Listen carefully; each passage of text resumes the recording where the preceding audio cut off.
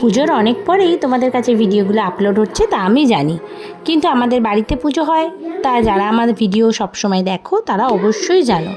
এবার বাড়িতে পুজো হওয়া মানে কতটা কাজের প্রেশার থাকে, কিভাবে কি করতে হয় সবটাই তোমরা বুঝতে পারো। তাই ঠিক ঠিক টাইমে আমার ভিডিও আপলোড দিতে তখন পারিনি। তাই পুজো শেষে সব কাজকর্ম গুছিয়ে এখন ভিডিওগুলো তোমাদের সঙ্গে শেয়ার করছি। আর এইটা হলো আমাদের ঠাকুর আনার দিনে, যেদিন আসা দেখো আমাদের মিষ্টি ফ্রেন্ডি মানে মিষ্টির সব ছেলেমেয়েরা তারাও দেখো কতটা এক্সাইটেড, ল্যাজ নাড়া দিচ্ছে শুধুমাত্র ঠাকুর আসছে সেই আনন্দে। আর ছেলেমেয়েরা তো সবাই গিয়েছিল এই ঠাকুর আনতে, তাই তারা জয়ধ্বনির সঙ্গে সঙ্গেই ঠাকুরটা মাকে আমাদের বাড়িতে নিয়ে চলে এলো।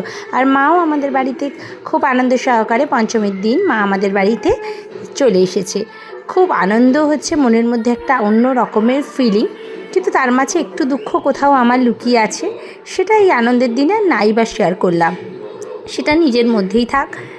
আর দেখো কত সুন্দর, বাচ্চারা তো ভীষণ এক্সাইটেড, ওরা আনতে গেছেও ভীষণ এক্সাইটেড।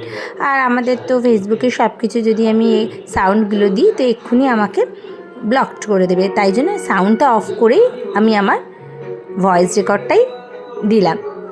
আর দেখো মাকে ওপরে আনতে কতজন, সবাই ভীষণ কষ্ট করছে। আমার হাজবেন্ড, আমার দেওর, ভাসুর, আরও কিছু দাদারা আছে, প্রত্যেকে সাহায্য করছে। আর আমাদের ছোটরাও কিন্তু সাহায্য করা থেকে একটুও পিছু পা হচ্ছে না।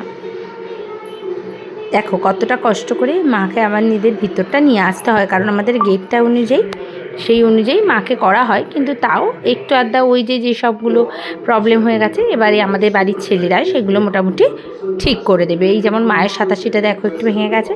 আর এই হলো পঞ্চমী দিন রাত্রেবেলায় এসে ঠাকুরমশাইয়ের মাকে আগমন জানানোর জন্য বোধন কার্য। তোমাদের কেমন লাগলো আমার ভিডিও অবশ্যই কমেন্টে জানিও।